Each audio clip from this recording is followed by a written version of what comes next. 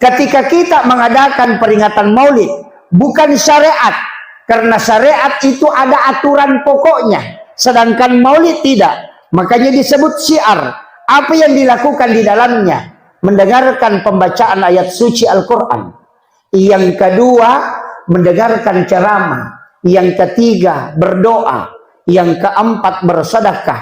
Yang kelima, bersilaturahmi. Dan dilaksanakan di tempat yang penuh mubarakah. Kemudian yang kelima, makan-makan. Apakah ada yang salah? Tidak ada.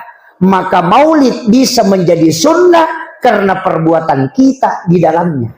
Karena semua yang dilakukan adalah sesuatu yang disunnahkan.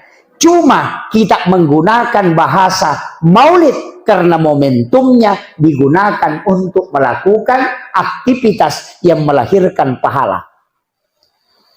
Ini penting. Kalau ada yang mau menyalahkan itu silahkan. Tapi kalau kita mengadakan peringatan Maulid, orang berebut makanan, kemudian makanan diinjak-injak, maka semua ulama mengatakan itu haram.